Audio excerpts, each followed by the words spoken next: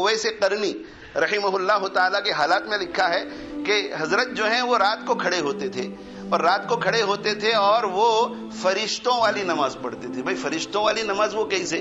تو حق تعالی شانہ نے فرشتوں کو پیدا کیا ہے. کچھ فرشتے اس کام میں، کچھ فرشتے اس کام میں، کچھ فرشتے اس کام میں. تو کچھ فرشتوں کو حق تعالی شانہ نے صرف قیام کے لیے پیدا کیا ہے کہ وہ جب سے پیدا ہوئے ہیں اس وقت سے لے کر ہاتھ باندھ کر اللہ کے سامنے کھڑے ہیں، صفوں میں کھڑے ہیں وہ. اور کچھ فرشتوں کو اللہ تعالیٰ نے رکوع کے لیے پیدا کیا ہے، جب سے اللہ نے انہیں پیدا کیا وہ رکوع میں ہیں. اور کچھ فرشتوں کو حق تعالی شانہ نے سجدے کے لیے پیدا کیا، جب سے ان کو پیدا کیا ہے اس وقت سے وہ سجدے میں ہے. اور کچھ فرشتے وہ ہیں جو لا الہ الا اللہ پڑھتے رہتے ہیں جب سے پیدا کیا ہے. کچھ فرشتے وہ ہیں جو سبحان اللہ پڑھتے رہتے ہیں. کچھ فرشتے وہ ہیں جو الحمدللہ پڑھتے رہتے ہیں. کچھ فرشتے وہ ہیں جو اللہ اکبر پڑھتے رہتے ہیں. جن کو اللہ اکبر کے لیے پیدا کیا وہ سبحان اللہ نہیں پڑھ سکتا، اور جسے سبحان اللہ کے لیے پیدا کیا وہ الحمدللہ نہیں پڑھ سکتا. جسے قیام کے لیے پیدا کیا وہ رکوع نہیں کر سکتا، رکوع کے لیے پیدا کیا سجدہ نہیں کر سکتا. میرے بھائیو، اللہ کا ہم لوگوں پر کتنا بڑا احسان ہے کہ قیام سے لے کر سجدے میں جاتے ہیں، ایک ہی رکعت میں ان ساری عبادتوں کو کر ڈالتے ہیں. ساری عبادتیں ہم سے اللہ کروا لیتا ہے.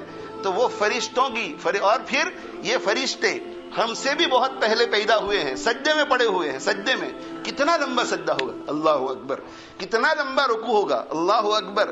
اور کتنا لمبا قیام ہوگا، اللہ اکبر. مگر قیامت کے دن جب انہیں سجدوں سے اٹھایا جائے گا، رکوع سے اٹھایا جائے گا اور قیام سے ہٹایا جائے گا اور اللہ کے دربار میں لایا جائے گا، تو اللہ کے دربار میں حاضر ہو کر ہاتھ باندھ کر کہیں گے کہ ما عبدناک حق عبادتک، اے اللہ جیسا تیری عبادت کا حق تھا ویسی ہم تیری عبادت نہیں کر سکے. اتنا لمبا قیام، اتنا لمبا سجدہ، اتنا لمبا رکوع، مگر وہ کہیں گے اے اللہ تیری عبادت کا جیسا حق تھا ویسی عبادت ہم نہیں کر سکے. تو اویس قرنی رحمہ اللہ تعالی فرشتوں والی نماز پڑھتے تھے. بھائی وہ کیسے؟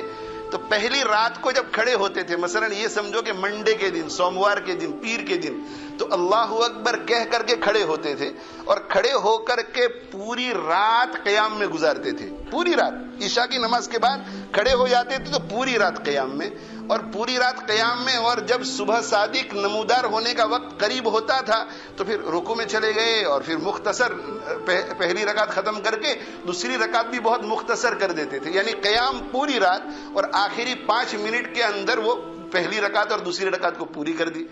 دوسرے دن پھر جب کھڑے ہوتے تھے تو دوسرے دن کھڑے ہو کر کے سورہ فاتحہ پڑھتے تھے. سورہ فاتحہ کے بعد مختصر قرآن کی تلاوت اور رکوع میں چلے جاتے تھے، اور رکوع میں جانے کے بعد صبح صادق تک رکوع میں رہتے تھے، اور صبح صادق تک رکوع میں رہتے تھے. اور رکوع میں رہ کر پھر جب صبح صادق نمودار ہونے کا وقت آتا تھا تو جلدی جلدی سجدہ کرتے تھے اور دوسری رکعت پوری کر دیتے تھے. جب تیسرا دن آتا تھا تو تیسرے دن کھڑے ہوتے تھے، مختصر قیام، مختصر رکوع اور پھر سجدے میں چلے گئے، صبح صادق تک سجدے میں پڑے رہتے تھے، اللہ اکبر. اور پھر چوتھا دن آیا تو پھر قیام، اور پھر 5ویں دن پھر رکوع، اور 6ٹھے دن پھر سجدہ. اور روزانہ تہجد کے وقت یہ روزانہ اپنی 2 رکعت پڑھ کر جب سلام پھیرتے تھے اور سلام پھیر کر دعا کے لیے ہاتھ اٹھاتے تھے تو فرشتوں کی طرح کہتے تھے کہ ما عبدتک حق عبادتک، اے اللہ تیری عبادت کا جو حق ہے وہ حق میں ادا نہیں کر سکا.